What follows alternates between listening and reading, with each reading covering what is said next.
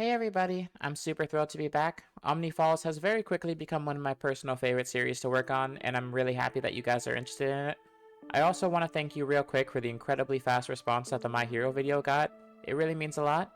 But thanks aside, I don't want to take up too much of your time with the intro, so watch the previous videos if you haven't already for context, and make sure that you have a snack so you can sit back and relax. This video is essentially kind of a part 1 of 2, because this script was very long, much longer than I initially planned, and the video is going to be way too long to finish the entirety of the quote-unquote episode that this is going to be. So, with that said, I'm your captain, and it's a genuine pleasure to take you on another tour of the strongest Earth in the multiverse. Let's get to it. It was a lazy day for the Pines Tennyson family, and after the week they spent fighting gnomes, aliens, robotic dinosaurs, they really needed it. In order to forget the fact that all that was between them and alien bounty hunters was an old man with a penchant for rambling, each of the kids threw themselves into something different. Gwen and Dipper were studying pages in the journal, Gwen even recording spells written within its pages in a different book. She said it was because she was curious about the magical aspects of the town, and that was true, but more than that, she just wanted to help her brother. With the gnomes, they had to leave the entire situation to Ben, only being able to give him directions, and the aliens, while she and Dipper did help, it was only with planning. Mabel did more on the physical aspect than the both of them combined. Being able to help Ben on the firepower front, making him not the only person to be under fire at any given time, felt way better than doing nothing. Dipper, on the other hand, had pushed himself off of research for now. When they had finished fighting the aliens, he started looking into something else. Now that he knew Ben's watch, the Omnitrix, allowed him to turn into aliens, not monsters, it made Dipper think that there might be some other alien influences in town, and that it might have something to do with whatever was after them. They did, after all, refer to Ben as the Hourglass, a title he only had because of the Omnitrix. Unfortunately, there wasn't much. The only thing that came to mind was that a meteor hit the town a few decades ago, but that was pretty far out. Easily a day's journey, and he didn't want to take it alone, on the off chance that something else attacked him. Plus, everybody was right, his family really did need a break. So he took one, starting to hang out with somebody else, the only other preteen who hung around the shack, Wendy. So, let me get this straight. You guys flung a gnome monster off a cliff without me? Wendy asked, crossing her arms. No wonder I keep finding bits of red clothes in the woods. Oh, yeah, sorry about that. Dipper scratched his head. No problem, dude. Just bring me next time, she said, putting her arm around Dipper's neck, making him a noticeable twinge redder. Ow! Are we interrupting something? Mabel asked, grinning wildly. Ben, on the other hand, simply sat down, snatching the remote from the armrest and mindlessly flicking on the TV, Dipper's blush growing even more wild as he ignored it. What? No, you're not interrupting anything, Dipper shouted, making Wendy plug her ears at the sudden increase in volume. Yeah, sure we aren't. Gwen rolled her eyes. She had never seen someone bend over this backward to impress someone before. She doubted Dipper even realized he had a crush yet, and she wasn't going to be the one to force him to. She'd leave that to Mabel, who already looked like she was foaming at the mouth to point it out. Ben and Mabel, in contrast to their cousins, were just kind of hanging around in front of the TV, goofing off, not really watching it as much as messing around, pretending to be the samurai on their screens. Mabel just seemed to be enjoying herself for the most part. Ben, in all honesty, was doing the same thing, but for different reasons. He just wanted a little time away from heroing up. The whole bounty hunter thing kinda rattled him if he was being honest. He was taking things, if only a little, more seriously. So, every time he transformed lately, he'd been trying to get a bit of training done too. And he was getting a little sick of the obstacle courses he built for himself in the woods. Got you now, Ben shouted. No, no, Mabel muttered to herself dramatically, barely hung on to her breath. Samurai slash! Ben grinned, holding the TV remote to the sky in victory after performing a mock slash with it. He could hear his grandfather chuckling at him in the kitchen, but that wasn't a surprise. It was right next to them. Ben had to focus extra hard to block out the smell of Max's cooking. Mabel kneeled down next to him, groaning. You are the superior samurai, she fake sobbed, Ben laughing, helping the girl to her feet. Best 2 out of 3, Mabel smiled. It was fun, just turning her brain off for a while. Unfortunately, fate had other plans. The TV changed off the Steel Samurai marathon, a commercial blasting in the foreground. The screen glitched as a cloud came into being, the strumming of a guitar following soon after, played by a silver-haired girl in a dark purple suit. She looked around their age, her purple eyes staring into Ben's soul. He felt his hand tremble at her glance. Something that definitely never happened before. It was weird. He was almost thankful when the blaring sound of some kid's squeaky voice broke the illusion. Who's cute as a button and always a friend? Little G-I-D to the I-O-N. Come and see little Gideon and his little apprentice, Charmcaster. The girl's eye seemed to twitch in the commercial at that last word. At little Gideon's Psychic Circus tent. Come on down, they're expecting you. Also featuring appearances from the hilarious Zombozo and his traveling clown crew. That last bit brought a shiver out of Ben that thankfully went ignored. Mabel let out a gasp that brought an immediate response from both Ben and Dipper. Not happening. Oh, come on, it's a genuine psychic! Dipper cut her off almost immediately. Mabel, magic has been proven to exist for decades and there's still never been a recorded genuine psychic. Maybe until now? If Dr. Strange can't do it, I don't think a short kid with a pompadour is gonna pull it off, Dipper said, tiredly. Oh, come on, she said, nudging Dipper, before she glanced over at the redhead next to him. She knew exactly how to win this. Come on, Wendy, she said, making Dipper's eyes widen for a reason even he couldn't comprehend. I mean, don't you want to head out early? What's the shack really got going on today? Huh, I guess I am done with everything the old guy asked me to do, Wendy pondered, putting her arms into her jacket. Kinda sounds like fun, don't you think, Dipper? Yeah, totally, Dipper said quickly, glancing at his mouth as though it had somehow betrayed him. Dang, diabolical. Gwen shook her head, closing both journal number 3 and the new one she was writing in. She had to admit, a normal family outing did sound good. All the psychic business was so full of it that it was pretty much guaranteed not to be real, which meant that it was probably the safest place for them. Alright, I'm in, Gwen replied. Mabel pumped her fists in the air, knowing that she only had one more target in her sight. Still, no, Ben replied. Not only was he less than interested in getting scammed for an hour, there was the matter of the clowns. They were freaky, uncomfortable to look at. He hated being around those things since he was 5. He sure as heck wasn't going to sign up for it. Come on, don't you want to get out of here? Mabel asked. That's why arcades exist, Ben retorted. I saw a Steel Samurai Battle of Neo Tokyo in there, and I was planning on spending my allowance on blasting through the story mode. Without me? Mabel pouted. Apparently, Ben shrugged. Come on, Mabel stopped as Gwen put a hand on her shoulder. You're not going to get him to do anything that way. Trust me, Gwen replied, cracking her neck. Alright, dweeb, how much is this gonna cost? She asked, Ben looking up to her. You gotta be kidding. No way you're that desperate. You're telling me you don't want a day out where no monsters are gonna come and get you? Some actual family time? Team building without our lives on the line? Gwen asked, nudging her brother. I mean, it's not the worst idea, I guess, Ben sighed. But you're still not gonna do it, not unless there's something in it for you. I know you. Gwen crossed her arms. So, how about this? $5. Still not happening, Ben replied, not missing a beat. 10, Gwen said, crouching down next to her brother. Not happening, Ben said, quieter this time. Gwen grinned, knowing that the price was close at hand. Now they just had to close the deal. 20, Mabel grinned triumphantly. It was half her birthday money from last year. She had no idea what she was going to spend it on anyway. She'd keep the other half next time she wanted him to do something. She raised out her hand to the boy as he just stared at it, both of them narrowing their eyes. I can't believe I agreed to this, Ben muttered. He thought it might have been a saving grace when his grunkle forbid any of them from going to the event.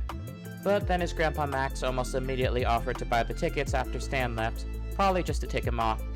Any other time, Ben probably would have found this funny, but sitting in a tent filled with sweaty strangers, he had suddenly lost his sense of humor. Just think of the cash you'll get for sitting through the show. It's 2 hours of your life, Doofus, Gwen offered, Ben crossing his arms. Yeah, come on, it's no big deal. Have some new experiences, dude, Wendy replied. I've already had the experience of a lifetime, Ben said, holding up the Omnitrix as Wendy rolled her eyes. I fought aliens from space a week ago. Aliens from space. A tent doesn't exactly stack. Ben flinched as another clown passed by him, through the halls to the backstage, letting out a sigh of relief as he disappeared beyond the curtains. There was no way, not a chance in hell, that he was staying for the clown show. There wasn't enough money in the universe.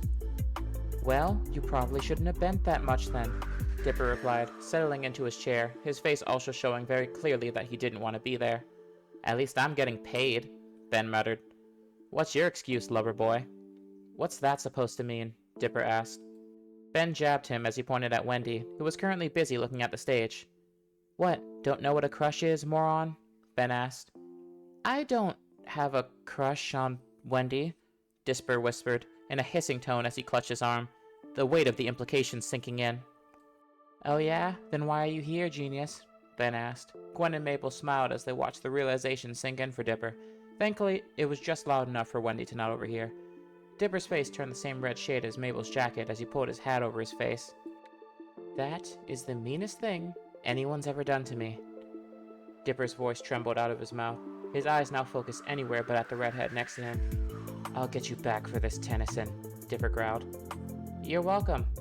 What's family for if not pointing out the obvious? Ben grinned in victory, patting Dipper's shoulder. Soon after the altercation, the show lights went on, the lights of the audience dimming to reveal a girl playing piano, a small white-haired boy holding a microphone. Welcome, friends. I'm Little Gideon, and this is my partner, the girl cut in, clearly trying her best to sound sweet and cheery, but Ben could easily pick up on the grumble in her voice. She probably didn't want to be there either. Charmcaster, she said half-heartedly. And welcome to our little show, he shouted as he cleared his throat. Oh no, Ben groaned. This guy was about to sing. He was about to sing. Suddenly, $20 did not seem like enough. And I'm guessing your name's Mabel. Gideon pressed on Mabel's cheek as she lit up, her joy spreading to most of the room as the denizens of Gravity Falls cheered. Whoa, how did he know? Mabel whispered, her hands to her cheeks. You're kidding, right?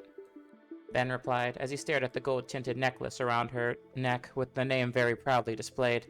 He knew Mabel wasn't stupid, she was probably just caught up in all this mess. But so was everybody else. Everything the guy said, or rather sang, as his partner and father played the cheesiest tune that he'd ever heard, was obvious. I mean, he even pointed out to somebody's secret birthmark after hearing the guy say that he had it out loud. And there was another hour of this? Yeah, no, I'm going, Ben said, standing up, scooting away. $20, Gwen reminded him. I can feel my brain leaking through my ears. You can't possibly be enjoying this, Ben said, Gwen suppressing a laugh. No, she wasn't enjoying the show. Far from it, honestly. But seeing her brother squirm like this was well worth the price of admission. I can't believe I'm saying this, but you can keep your money, Ben said as he continued down the way. Mabel pouted as Ben continued to move to the door, but he only made it a few steps before a spotlight dropped on him. Ah, where you going? You're gonna miss all the fun. He heard Gideon's voice from behind him as the others looked to the stage. If Dipper didn't know any better, Gideon almost seemed nervous at the prospect of Ben leaving. The sweat dripping down his face from his little routine seemed to be pouring out just a little bit further. Yeah, well, enjoy your musical without me, Ben replied. But, dude, this ain't jail, and I'm not entertained by whatever back alley tricks you're gonna do next. I got more from the magician hanging out in front of Chuck E. Cheese back home, Ben scoffed. At least that guy knew he was full of it. Gwen pinched her brow as she stared at Ben from the audience, as she watched the audience continue to glare at Ben. She should have known that this would be possible. Ben gave less than half a crap what the average person thought of him. That and his knack for talking without a filter meant he definitely wouldn't know when to put his sock in it, and the joke had officially gone too far. Hey, Dipper, if I get Ben out of here, do you think you can calm the crowd down? Gwen asked. Maybe, but I think maybe we should all go, Dipper replied. What? Come on, dude. No, Gwen. Something seems off. Look at that Gideon guy, Dipper said. Gwen looked up to the stage, and she saw how nervous Gideon was. It wasn't just stage fright. Clearly, his eyes were locked firmly on Ben, like he was terrified of him leaving. Then she noticed his eyes finally drift off of Ben towards them, with the exact same look. This guy wanted to impress them? Or maybe he just wanted them to stay here, but why would... So, you're leaving because we're fakes, that right? The voice cut through Gwen's thoughts, right in their tracks. It wasn't Gideon, and it definitely wasn't any of his bandmates, so there was only one option left. The assistant. So, thinking it would be more interesting than anything else that happened in the last hour, Ben turned around, just in time to see her jump off the stage. Yeah, that's about the shape of it, he replied, as she walked closer to him, stopping when she was less than a foot away from him. Your whole act looked like it was pulled out of a Spirit Halloween, Ben smirked. The crowd began getting uproarious before Charmcaster silenced them with a wave of her hand. She was actually looking a lot more amused than she was on stage. It would have been impressive if Ben didn't know the crowd was full of idiots. "So, if we prove we're not fakes, will you stay?" she asked. As she did, the sweat on Gideon's face only increased, now pouring and collecting onto his shirt. This got Dipper and Gwen's attention, the pair of them looking at each other and nodding. If she was going to do something real magic, it might be something about it in the journal. Dipper got the notebook ready, as Gwen pulled out her own, ready to at least attempt to use one of the spells she wrote down if something was going down. "What, you gonna pull a rabbit out of a hat?" Ben smirked. "Read me my horoscope?" "Yeah, do it! Those are real!" He heard a voice come from the crowd. A reporter from the looks of things, but that wasn't really what he noticed first. Guy looked like a cross between a frog and a bulldog. Charmcaster shook her head, her amusement clearly growing as a smile spread across her face. "No, nothing like that, Ben," she said, grinning. Ben flinched. Okay, he had to admit, that was definitely creepy. Unlike Mabel, there was no way she could have just gotten his name at a glance. I never told you... But that's your name, isn't it? Ben Tennyson? She replied, as she glanced at his family in the crowd. That's your sister, Gwen Tennyson, and your cousins, Dipper and Mabel Pines. Mabel was practically bouncing up and down in her seat as Charmcaster spoke, but Dipper and Gwen were much less impressed, and much more concerned. Okay, you were probably right to be worried, Gwen whispered to Dipper. Maybe this is all part of the act though, right? Dipper asked. When has someone knowing anything about us out of the blue been a good thing? Gwen replied, Dipper not able to come up with a very optimistic answer quickly. He finally managed to pull one out of the recesses of his mind after a couple of minutes. They could have just read our names when we registered for the show, right? I mean, we all came in together, Dipper said, his voice more high-pitched than usual. He definitely only partially believed himself. Yeah, with Wendy, Gwen whispered. So why didn't they mention her? Huh. Dipper didn't have an answer. He hoped, deep down in his heart, that they were just being suspicious for nothing. They really needed a break lately. But his initial suspicions were only being proven right by anything Gwen said. For once, he hated having another analytical person in his family. Okay, yeah, neat trick, Ben admitted, drawing more of his attention towards her. But it's not exactly a secret we're in town. You just have to be a bit of a stalker to figure out who we are. Don't flatter yourself, Tennyson, she replied. Alright then. I'll pull something out of your past. When you were 10, you got lost and... Ben's eyes widened as Charmcasters did the same, like they both received the same information. Even Gwen's did from the audience. There was no way this lady knew what happened to him.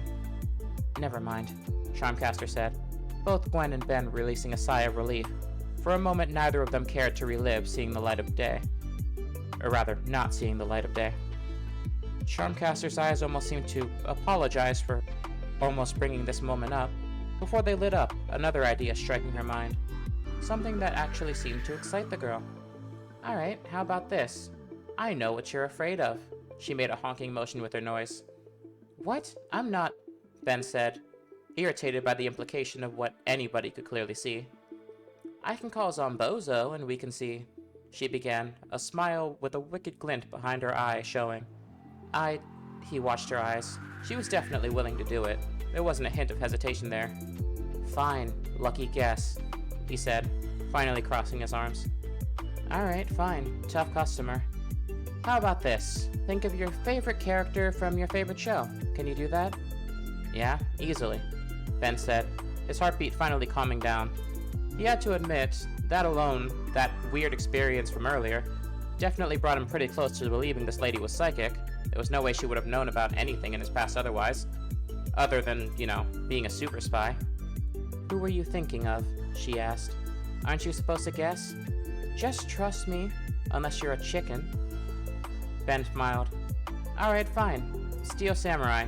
One before they changed everything.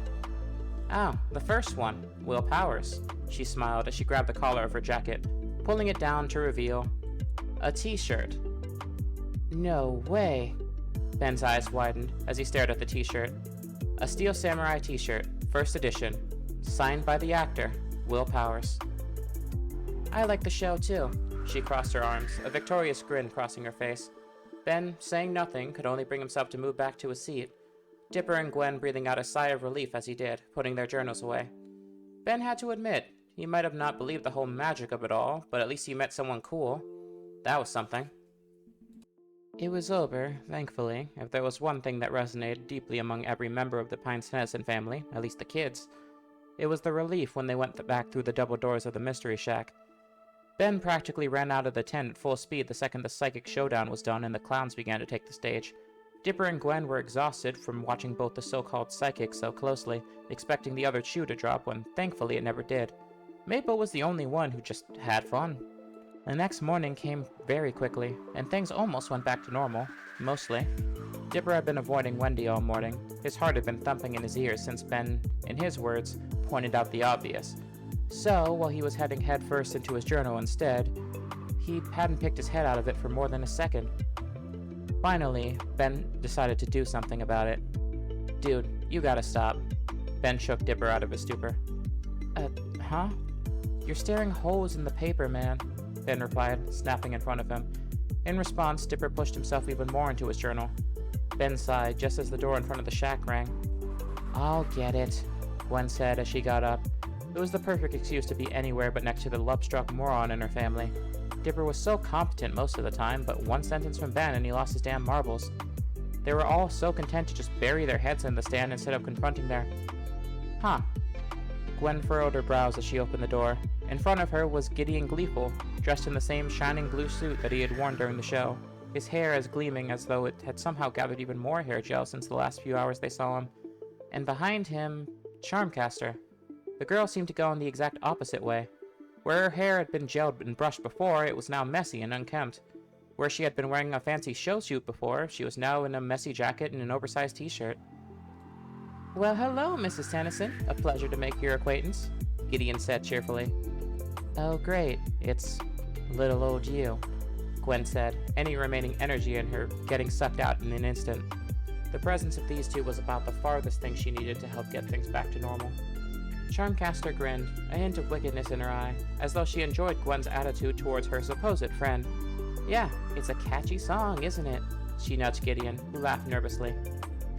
Yeah, Gideon scratched the back of his head. Is Mabel home? You're here to talk to my cousin? Gwen asked, as she allowed herself to take one step closer to the pair, curiosity overcoming her, along with an extreme amount of suspicion. These guys definitely weren't behaving normal yesterday, but she supposed there wasn't any proof they were dangerous. Almost, Charmcaster cut in. He wants to talk to Mabel. I, on the other hand, was hoping to have a one-on-one with your brother. Oh, Gwen said, taking in the information. Oh. Her eyes widened slightly as she nodded, her understanding now clear. Were these two here to ask her family out?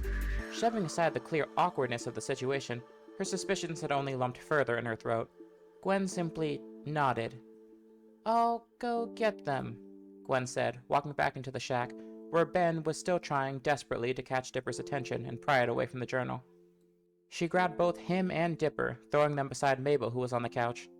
Ow! What's your problem, dweeb? Ben asked. Dipper even dug his face out of the journal, if only for now. I'm not sorry, doofus, she said, a sternness filling her voice. Uh-oh, Ben said. Mabel looked at him in confusion. Uh-oh? What uh-oh? Gwen's got her game face on.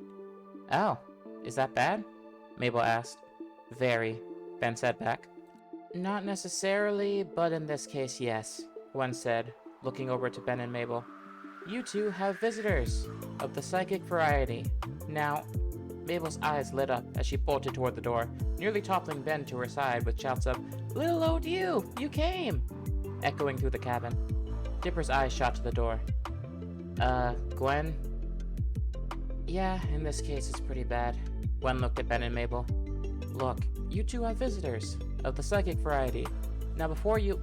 Mabel's eyes lit up as she bolted toward the door, nearly toppling Ben to her side, with shouts of, Little old you! Echoing through the cabin. Dipper's eyes shot to the door. Gwen... I was gonna go over a game plan. I should have prefaced that. That was my fault. Gwen groaned. Dipper let out a sigh. It was probably fine. Nothing at the circus tent last night was foolproof of supernatural behavior.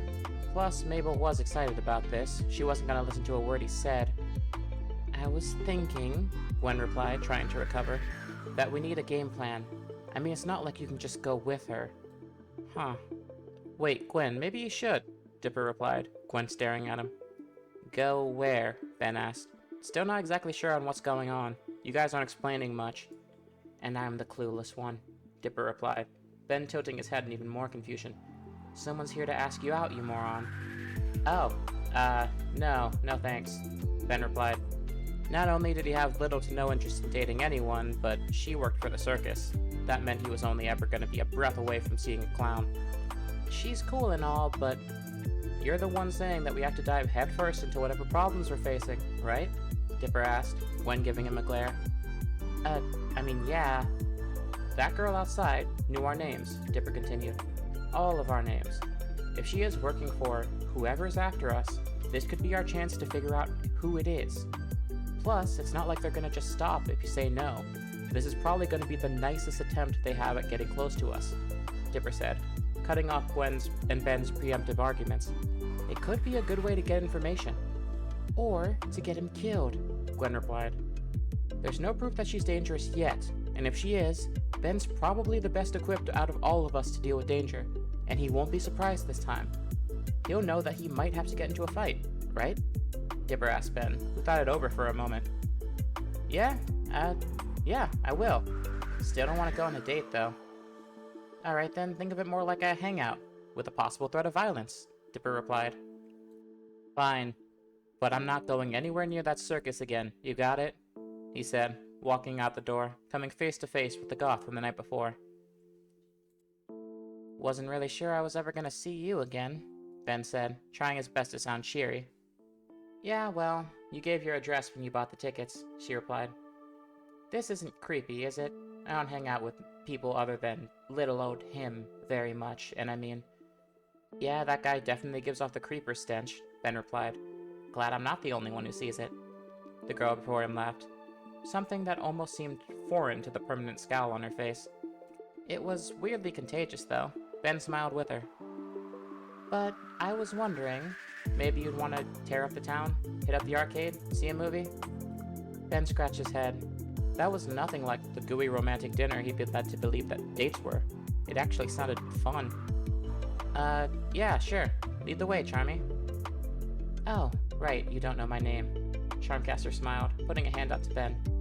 It's Hope. Hey all, sorry this seems like a bit of a weird leaving point, but it's just way too long for me to bring out any further, since this storyline ended up just taking me a really long time and ended up being a really long script. Because of that, the next part of Omni Falls is probably going to be out sooner than I'd make it otherwise, because I want to bring this part of the story to a conclusion so I can go on to the next one, so I guess you could consider this part 1 of a multi-parter. As always, I appreciate you guys taking the time to be here. I've been your captain, and it's been a pleasure taking you on another tour of the strongest Earth in the multiverse. See y'all next time!